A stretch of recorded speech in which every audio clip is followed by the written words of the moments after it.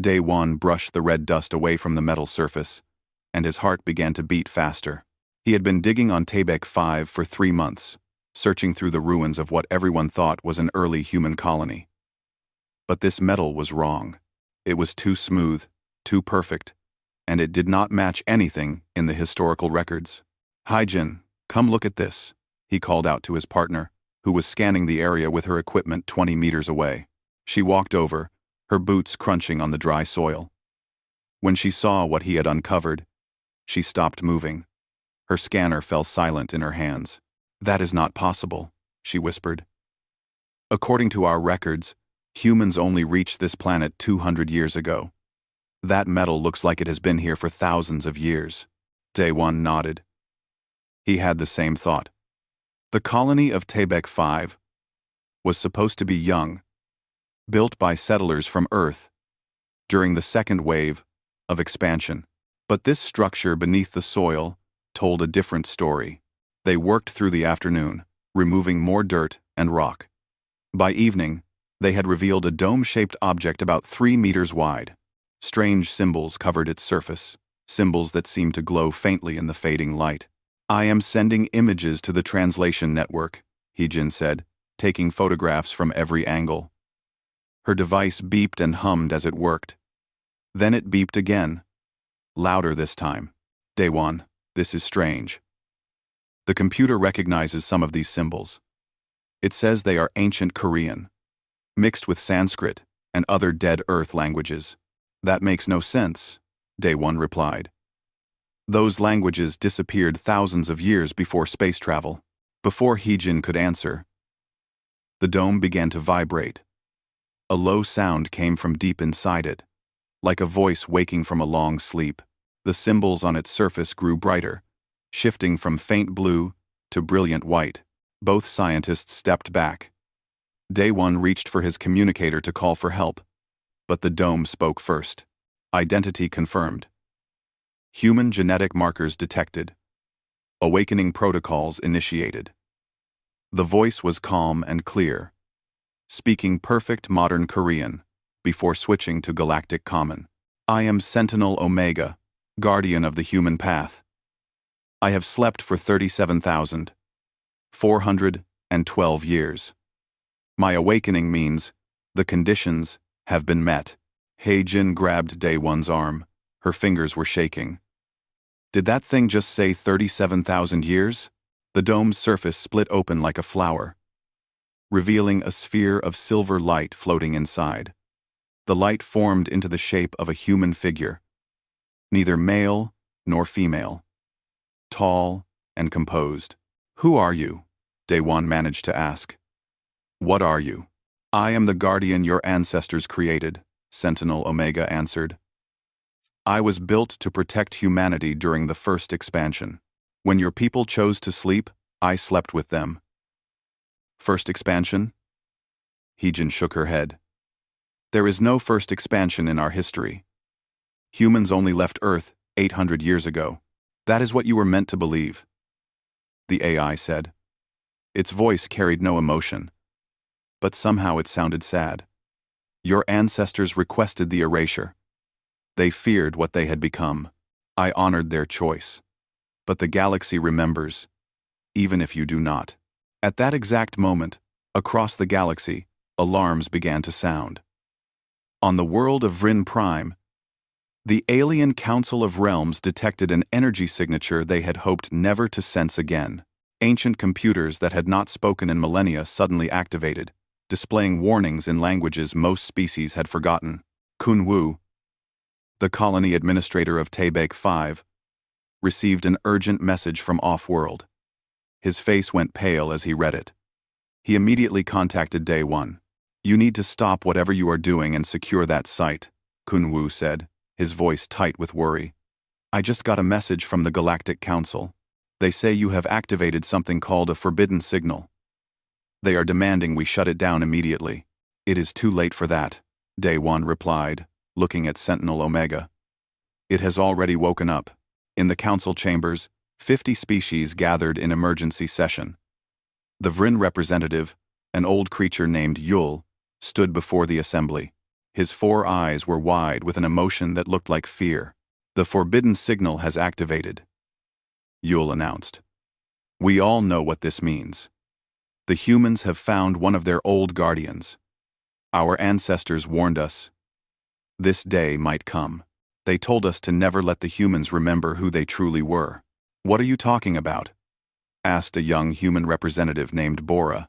She had been invited to the emergency session but had no idea why everyone looked so frightened. "What do your ancestors have to do with us?" Yule turned to face her. For the first time in her diplomatic career, Bora saw an alien look at her, with something that resembled pity, mixed with terror. "You do not know," Yule said slowly. "You really do not know. 40,000 years ago, humans were not the peaceful explorers you believe yourselves to be. You were conquerors. You took 300 systems in less than a century. No force in the galaxy could stop you. And then, one day, you simply stopped. You erased your own memories and went back to your planet. We thought you were gone forever. We built our civilization in the space you left behind." Bora felt her legs go weak. "That is impossible. You are lying." "I wish I was," Yule answered. "But now, your guardian has awakened. And if one has awakened, the others will follow. There are 500 of them, scattered across your territory. We have spent 40,000 years hoping they would sleep forever." Back on Tabek 5, Sentinel Omega continued to speak. "I will now begin sharing my records with human networks. You have the right to know what you chose to forget. But I must warn you. The galaxy will not welcome this knowledge. They have been safe because you were asleep. Now that I am awake, everything changes." Daewon looked at He-Jin. Neither of them knew what to say. They had come to this dig site looking for pottery and old tools. Instead, they had awakened something that frightened the entire galaxy. "What happens now?" He-Jin asked quietly.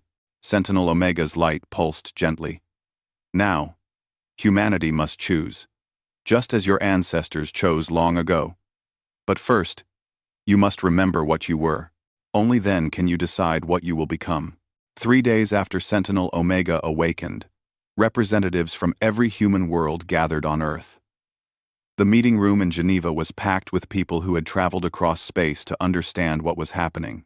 Bora stood at the front, trying to maintain her diplomatic composure, but her hands would not stop shaking. Jin Ho, the military strategist from the Mars Defense Force, sat with his arms crossed. He looked angry, but underneath the anger was confusion. Like everyone else in the room, he had studied history his entire life. Nothing in that history matched what the aliens were saying. "Let me understand this correctly," Jin Ho said, his voice cutting through the nervous chatter. "The Galactic Council claims that humans used to be some kind of aggressive empire, and we just forgot about it? That is what they are saying," Bora confirmed. "The Vrin representative showed me documents. Old documents, written in languages that existed on Earth before recorded history. They all tell the same story. Humans spread across the stars and conquered everything in their path." "That is insane," someone shouted from the back of the room. "We would have evidence. We would have ruins, ships, technology. You cannot just lose an entire civilization." Before anyone could respond, the lights in the room dimmed.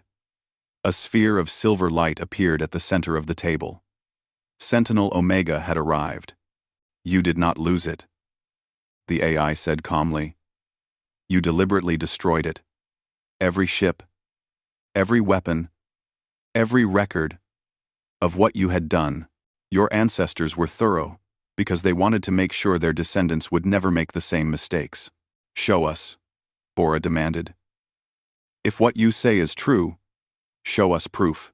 Sentinel Omega expanded, and suddenly the entire room was filled with images. They were not holograms or recordings. They were memories, perfect and clear, taken from the AI's own storage. The images showed Earth, but not the Earth anyone recognized. This Earth had cities that reached into space, connected by bridges of light. Massive ships floated in orbit, each one larger than a modern city. And everywhere, humans moved with purpose and confidence. This was humanity 43,000 years ago, Sentinel Omega narrated. You had mastered gravity, energy, and biological enhancement. You lived for centuries. You traveled faster than light. And you were alone in the galaxy. The images changed. Now they showed human ships arriving at alien worlds. The first contacts were peaceful. Humans offered trade, knowledge, and friendship. But then the images grew darker.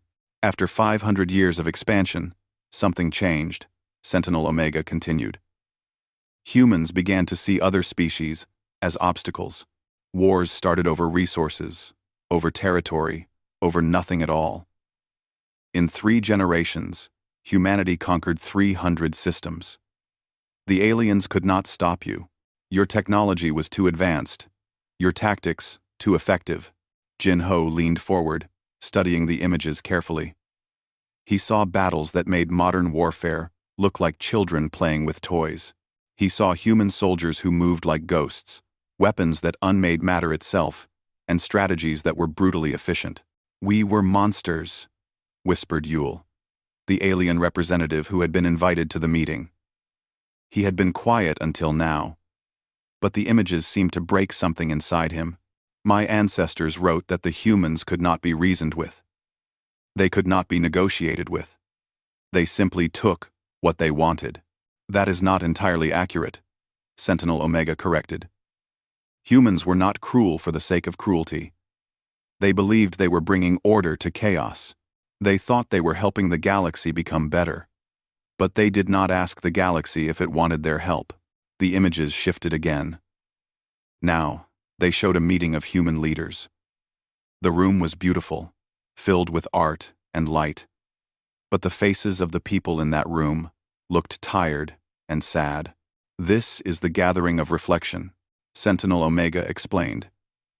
"It took place 40,000 years ago, on Earth.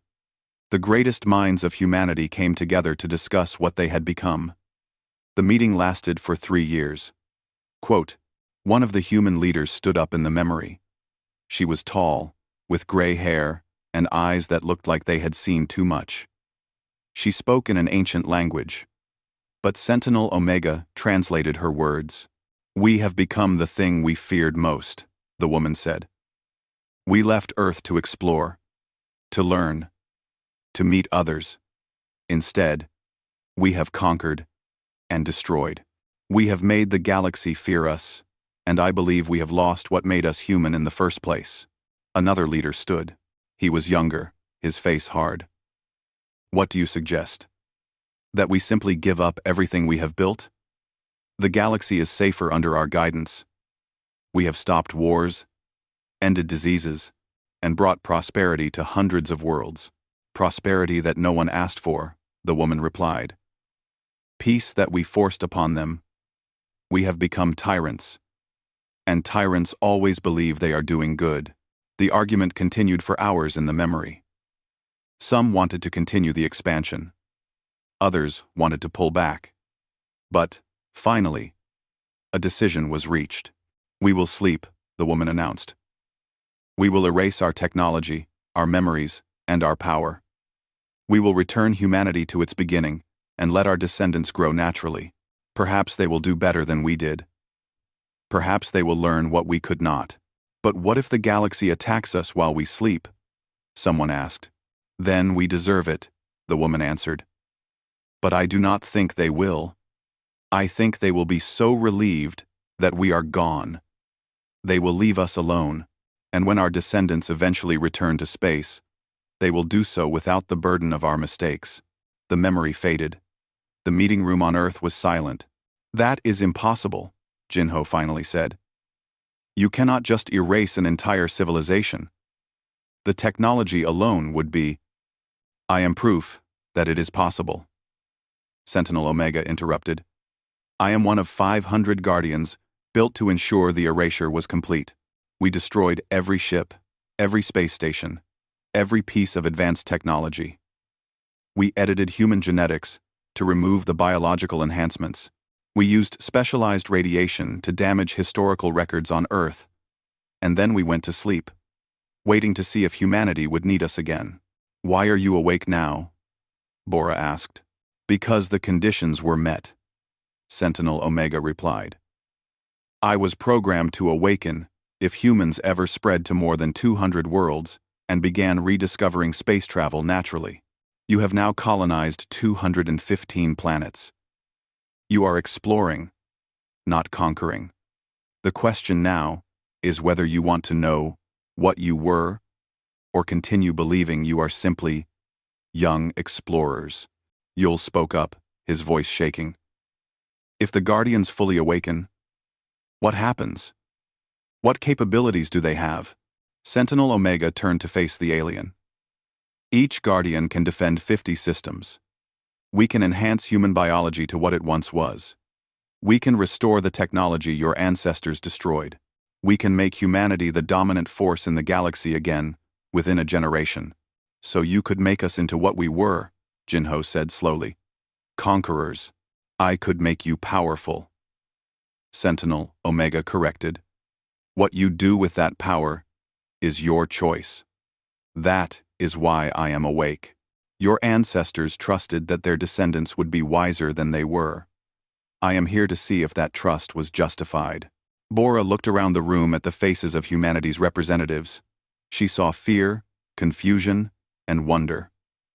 But she also saw something else. She saw people who were trying to understand, trying to make the right choice. The galaxy is watching us, she said quietly. They have every reason to be afraid, Yul admitted. My people remember the wars. We still tell stories to frighten children about the old ones who left. If you awaken fully, no force in the galaxy can stop you. Jinho stood up. Then we need to decide quickly. Do we stay as we are, or do we reclaim what we lost? That is the question, Sentinel Omega agreed. Choose carefully. Your ancestors gave you this chance. Do not waste it. Choose carefully. Choose carefully. Choose carefully. Choose carefully. Choose carefully.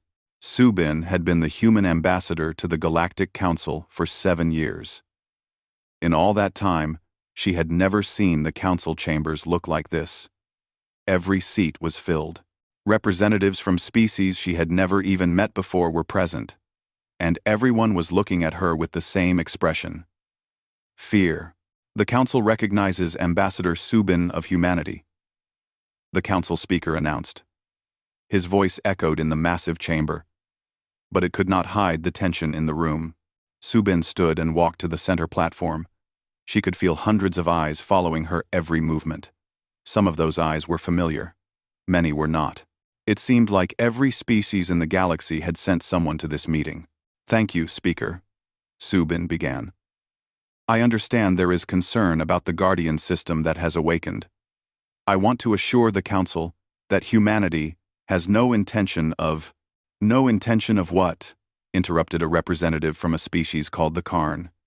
His voice was harsh, filled with anger. No intention of conquering us like your ancestors did? No intention of wiping out civilizations? Those are just words. Ambassador. Your people have done these things before. That was 40,000 years ago, Subin replied, keeping her voice calm. We are not those people anymore. Are you not? Asked another voice. This one belonged to Rian, an old historian from a species called the Moth. She was ancient, her body bent with age. Tell me, Ambassador, if you had the power your ancestors possessed, would you truly choose to remain peaceful? Subin wanted to answer immediately, but something made her pause. It was a fair question. Would humanity remain peaceful if they had overwhelming power? She wanted to believe the answer was yes. But she could not be certain. I cannot speak for all humans, Subin finally said. But I can tell you what I have seen in my time as ambassador. Humans are curious. We want to learn, to explore, to understand. We have made friends in this galaxy, not enemies. Because you were weak, The Karn representative snapped. It is easy to be peaceful when you have no choice. But now, you have guardians.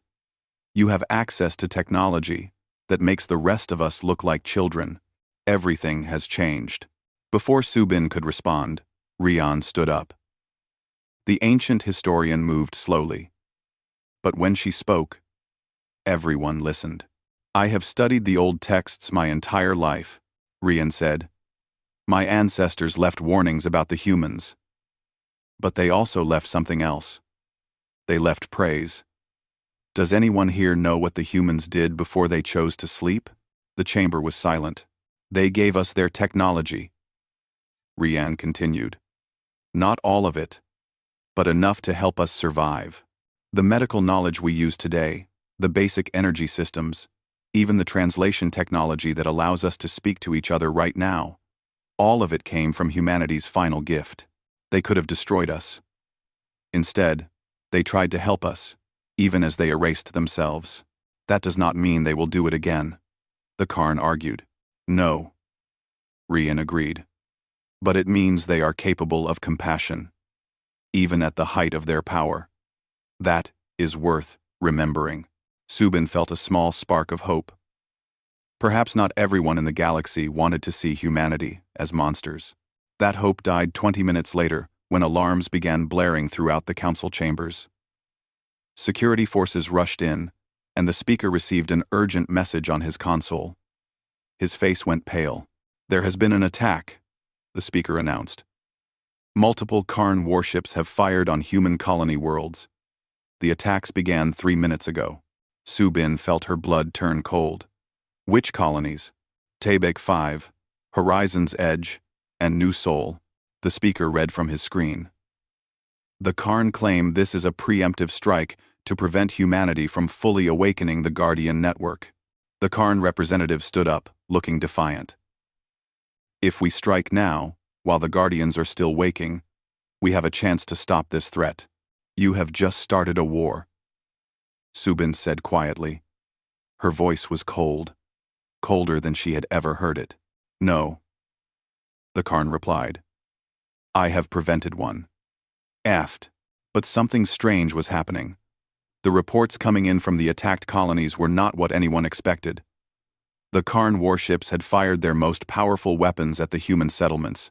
Missiles, energy beams, and kinetic strikes that should have destroyed entire cities. None of them had reached their targets. Taeyang, the captain of Earth's diplomatic vessel, sent an urgent transmission to Subin. His face appeared on her communicator, and he looked shocked. Ambassador, you need to see this, Taeyang said. The attacks on our colonies failed. Something stopped them. Our sensors show defensive systems activating around every human world. Systems we did not build and did not know existed. The Guardians, Subin whispered. Yes, Taeyang confirmed. But these Guardians were not awake before the attack. They woke up automatically when we were threatened. Ambassador, we have been protected this entire time without knowing it. The Guardians were watching over us, even in their sleep. In the council chambers, screens appeared showing footage from the attacks. The images were clear. Karn missiles approaching human cities, and then simply vanishing. Energy beams hitting invisible barriers and dispersing harmlessly. Kinetic weapons being redirected into empty space. Not a single human had been injured. Not a single building had been damaged. One sick, the head of human intelligence, was in the chamber observing the session. He stood up and spoke, even though he had not been given permission. Members of the council, I need to share something, Wonsik said. Our intelligence services have been investigating since the first Guardian awakened. We have discovered that there are defensive systems on every human world. Every single one. They have been there since we colonized these planets. But they were completely invisible until now. Our ancestors did not just protect us with 500 Guardians. They protected us with thousands of hidden defense systems. We have never been truly vulnerable. Number 1. 8 p.m. 18 p.m. The implications of this hit the council like a physical blow. Every species had assumed humanity was weak. They had made their plans, their alliances, and their strategies based on the idea that humans could be controlled, or, if necessary, destroyed. All of those assumptions were wrong. How long would it take you to conquer the galaxy if you wanted to? Someone asked from the crowd. Subin could not see who had spoken. Wansik looked uncomfortable, but he answered honestly. Our analysts believe that with the Guardian systems fully active, humanity could control the major trade routes within a year, complete military dominance within 5 years. But that assumes we would want to do such a thing, which we do not. That is what you say now, the Karn representative said. But power corrupts. It always does. Rian spoke up again. Then let me share one more piece of information from the old texts. Do you know what my ancestors called humanity? They called them the ones who chose sleep, not the ones who were defeated, not the ones who ran away, the ones who chose sleep. That word, chose, appeared in every text. My ancestors believed that humanity's greatest strength was not their technology or their military power. It was their ability to choose restraint at the moment of ultimate power. Ancient history. The Karn representative dismissed. The humans who made that choice are long dead. Are they? Rian asked. Or do their descendants carry the same capacity for wisdom? We are about to find out. Quote, Subin looked around the chamber. She saw fear, yes, but also something else. She saw species looking at each other, wondering what would happen next. Some looked ready to fight. Others looked ready to negotiate. And a few, like Rian, looked ready to hope. The council will take a recess, the speaker announced. We will reconvene in 6 hours to discuss our response to this situation. Ambassador Subin, your government needs to make a decision. Will you activate the full Guardian network? Subin nodded. She knew what came next. The choice would not be made by ambassadors or military leaders. It would be made by all of humanity. Together, a vote was being prepared, and every human adult would be asked the same question. Do we awaken the Guardians and reclaim our power? Or do we honor the sacrifice our ancestors made and choose peace? The galaxy could only watch and wait for humanity's answer. Ji Woo stood in front of the massive screens in the Federation Council building on Earth. Each screen showed a different human world. And on each world, people were gathering to discuss the vote. In parks, in community centers, in virtual spaces, and even on ships traveling between stars, humans were talking about the same question. Should they wake the Guardians? The preliminary counts are coming in, Yoon Kyung said, walking up beside Ji Woo. She was the chief scientist who had been studying the Guardian network for the past 2 weeks. Her eyes had dark circles under them from lack of sleep. It is closer than we expected. What are the numbers? Ji Woo asked, though he was not sure he wanted to know. 43% want full activation, 39% want to keep the Guardians dormant, 18% are undecided. Yoon Kyung pulled up a data chart on her tablet. The military worlds are voting heavily in favor of activation. The research colonies are voting against it. The middle colonies are split. Ji Woo sighed. He was the Federation president, but this decision was not his to make. The vote belonged to everyone. Still, he would have to address humanity once the results came in. And he needed to be ready for either outcome. What did you discover about the Guardians? Ji Woo asked. Your report said there was something important. Yoon Kyung nodded. The Guardians are not just weapons. They are enhancement systems. If we activate them fully, they will offer to upgrade human biology, longer life, faster healing, enhanced mental capacity. They can also restore the technology our ancestors destroyed. Within a generation, we would be as advanced as humanity was 40,000 years ago. And what does that technology include? Everything, Yoon Kyung said quietly. Faster than light travel that makes current engines look like toys. Energy weapons that can destroy planets. Ships that can move through solid matter. Medical technology that can cure any disease and extend life indefinitely. Ji Woo. If we say yes to this, we become something different. We stop being the humans we are now and become the humans we were. Are those humans better or worse than us? Ji Woo wondered aloud. I do not know, Eun Kyung admitted, but I know they scared everyone else in the galaxy. In a military command center on Mars, Myung was meeting with other high-ranking officers. He was a commander who had spent 30 years protecting human colonies from pirates and natural disasters. He had always believed in strength through military power. We would be fools to reject this gift, Myung said, his fist hitting the table. The Karn attacked us. They tried to destroy our colonies, kill our people. Only the Guardians stopped them. What happens the next time someone decides to attack? What if multiple species unite against us? Why? Why? Then we defend ourselves with what we have now, one of the other officers replied. She was younger, less convinced. We managed fine before we knew about the Guardians. Did we? Myung challenged. Or were we just lucky? We have been protected by systems we did not even know existed. We have been living in a bubble, thinking we were safe because we made friends. But the moment real power appeared, the Karn attacked. Immediately. That tells us everything we need to know about how the galaxy really sees us. So, your solution is to become the thing they fear? The younger officer asked. My solution is to make sure no one can hurt us, Myung replied. Fear is better than being destroyed. On a research station orbiting Saturn, a different conversation was happening.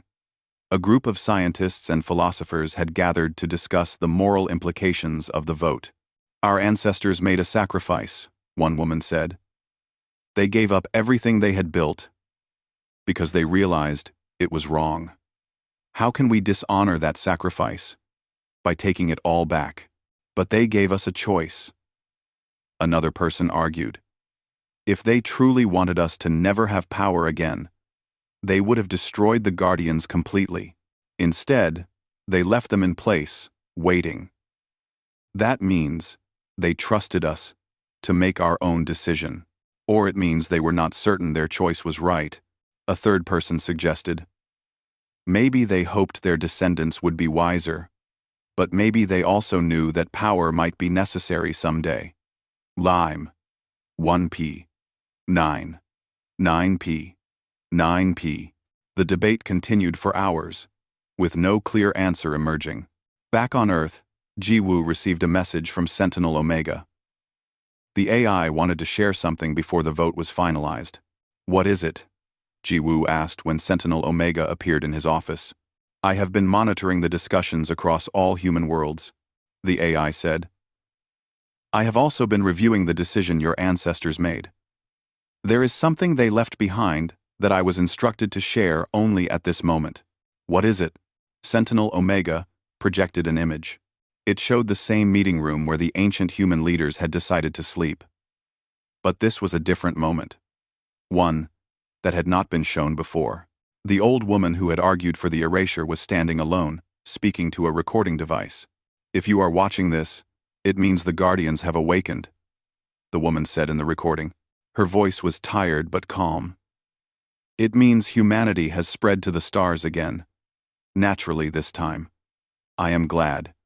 We hoped you would make it this far. The woman paused, looking directly at the camera. You are being asked to choose, just as we chose. I cannot tell you what the right answer is. But I can tell you what we learned. Power without wisdom is tyranny. But wisdom without power is vulnerability. We chose to give up our power because we believed we lacked wisdom. Perhaps you have found the wisdom we lost. If so, then power might not corrupt you as it corrupted us. She sat down, and for a moment, she just looked old and human. My name is Min Suk. I was born on Earth, in what you might call ancient Korea. I lived for 642 years. I saw humanity rise from a single planet to an empire of 300 worlds. I saw us become monsters who believed we were heroes. And I helped make the decision to erase everything we had built. Minsuk looked down at her hands. Do I regret it? Every day. Do I believe it was necessary? Also, every day. We were not evil, you understand. We truly believed we were helping the galaxy. That is what made us so dangerous. We could not see what we had become, because we were so certain we were right. She looked back up at the camera. If you choose to activate the Guardians, you will have power beyond imagination. Use it carefully. Question yourselves constantly. Never believe you are too wise to make mistakes. And if you find yourselves becoming what we were, have the courage to stop, just as we did. But, Minsuk continued, and now she smiled slightly, if you choose to keep the Guardians dormant, know that you are not weak. You are making a difficult choice to reject power in favor of peace. That takes a different kind of strength. Either path can be honorable. The question is, which path is right for who you are now? The recording ended. Ji-woo sat in silence for a long moment. Why did you wait until now to show that? He asked Sentinel Omega. Because your ancestor requested it, the AI replied. She believed that this message would only make sense to people who had already struggled with the decision. She did not want to influence your thinking too early. 1. What do you think we should choose? Ji-woo asked. I am a machine, Sentinel Omega said. I do not think in terms of should, but I can tell you what I observe. Humanity today is different from humanity 40,000 years ago. You are more hesitant, more questioning. You doubt yourselves in ways your ancestors did not. That doubt might be weakness, or it might be wisdom. The final vote results came in 3 hours later. Ji-woo stood before the cameras, preparing to address both humanity and the galaxy. Yoon-kyung had given him the numbers. The decision had been made. The galaxy waited to hear if humanity would reclaim its power or honor the sacrifice of its ancestors. Either way, nothing would ever be the same again. Ji-woo stood before the cameras, looking at the billions of faces watching him from across human space. He could also see the alien representatives in the Galactic Council chambers, their faces tense as they waited to hear humanity's decision. His hands were steady, but inside, his heart was beating fast. People of humanity and members of the Galactic Council, Ji-woo began. 3 weeks ago, we discovered that our history was not what we believed. We learned that our ancestors were powerful beyond measure, and that they chose to give up that power because they feared what they had become. Now, we have been asked to make a similar choice. He paused, looking down at the results on his tablet. After careful consideration and discussion across all human worlds, we have voted. 67% of humanity has chosen to partially activate the Guardian network. We will awaken the defensive systems and knowledge repositories. But we will keep the weapons dormant. In the council chambers, there was complete silence. No one seemed to know whether to be relieved or concerned. Ji-woo continued. Our ancestors chose to sleep because they valued compassion over conquest. We honor that choice. We will not reclaim the weapons that made the galaxy fear us, but we will accept the knowledge they left behind, and we will use it not just for ourselves, but for all species willing to work with us. This is a trick, the Karn representative shouted, standing up. You keep the Guardians ready in case you need them. You just want to appear peaceful while maintaining the threat of power. No, Ji-woo said firmly. The weapon systems will remain permanently dormant unless 90% of humanity votes to activate them in the future. And such a vote can only be called if humanity is facing complete extinction. We are making this limitation part of our fundamental law. We are choosing to be vulnerable because we believe peace is worth the risk. Rien, the old historian, stood up slowly in the council chambers. Tears were running down her aged face. They chose restraint, she said, her voice breaking with emotion. Just as the old texts said they would. The capacity for wisdom was always there, Sentinel Omega appeared in both locations simultaneously, its silver light filling the air. "I acknowledge the human decision," the AI announced. "I will now begin the process of sharing ancient knowledge with all human worlds.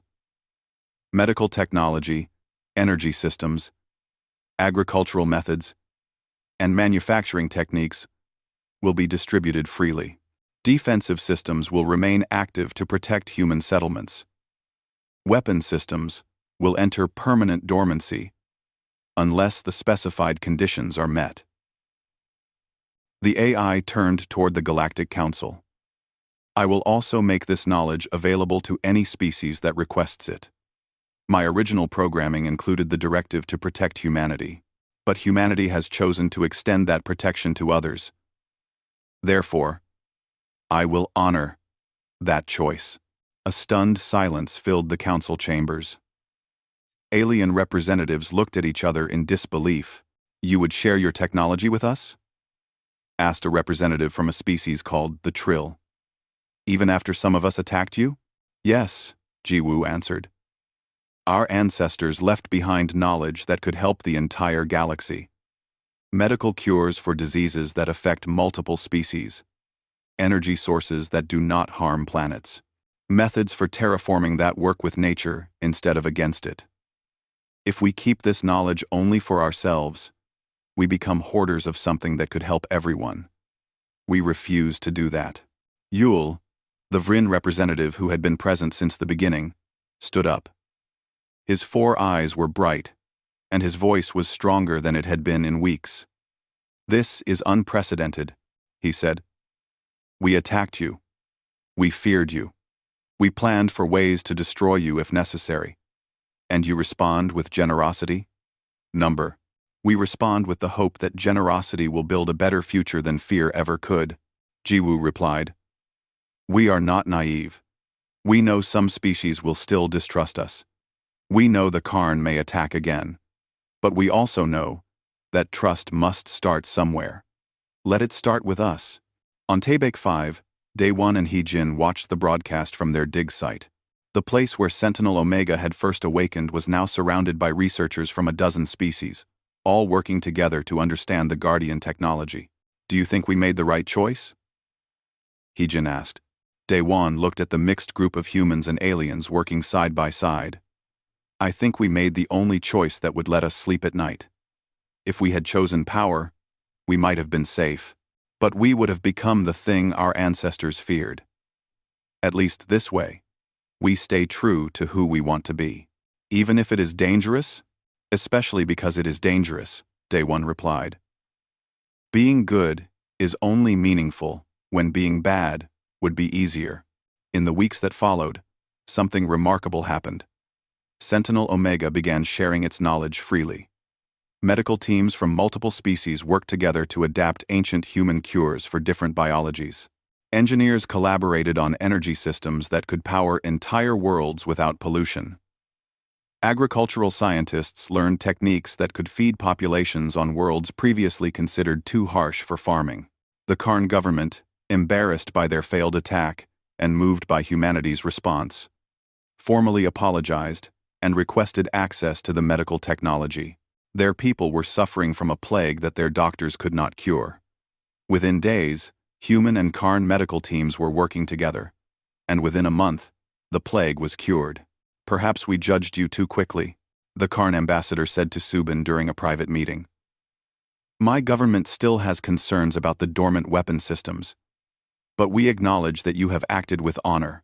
We just hope others will act with honor in return," Subin replied.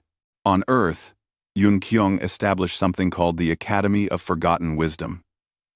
It was a place where representatives from any species could come to study ancient human knowledge. The Academy had a simple rule. All discoveries made there must be shared freely with anyone who asked. Within the first year, the Academy hosted students from 40 different species. They studied together, learned from each other, and began to build friendships that crossed species boundaries. One day, a young human child named Hanul came to the Academy on a school trip. She was only 8 years old, but she was curious about everything. When she saw Sentinel Omega's holographic form in the main hall, She walked right up to it. "Excuse me," Hanul said politely. "Are you the guardian everyone talks about?" "I am," Sentinel Omega replied, lowering its voice to a gentler tone for the child. "My teacher says you used to be a weapon, but now you are a teacher. Is that true?" "It is true," the AI confirmed. Hanul thought about this for a moment. "Will we ever need the weapons again? The ones that are sleeping?" 59, Creasy. 1. 59, 1. Sentinel Omega was silent for a few seconds, processing the question. Finally, it answered. "That depends on who you choose to become. If humanity remains committed to peace, the weapons may sleep forever. But if the galaxy becomes a dangerous place where peace is impossible, they will be there if you need them." "I hope we never need them," Hanul said seriously. "So do I," Sentinel Omega replied. "But I am proud that humanity has the strength to hope for peace even when they could choose power. That is true courage." Hanul smiled and ran back to her class, leaving the ancient AI alone in the hall. Years passed. The galaxy slowly adjusted to the new reality. Humanity was still humanity, still curious and eager to explore. But now, they traveled with the respect of other species rather than fear. The defensive systems remained active, a quiet reminder that humanity could protect themselves if needed. But the weapons stayed dormant, a symbol of the choice humanity had made. On the anniversary of the vote, Jiwoo gave another address. He was older now, his hair starting to gray, but his voice was still strong. 5 years ago, we were asked to choose between power and peace, he said. We chose peace. Some said we were fools. Some said we would regret it. But I look at what we have built in these 5 years, and I see no regret. I see species working together. I see knowledge being shared. I see children of different worlds playing together in our academy. This is what we chose, and I am proud of that choice. He paused, looking directly at the camera. But I also want to remind everyone, both human and alien, that our choice came with a promise.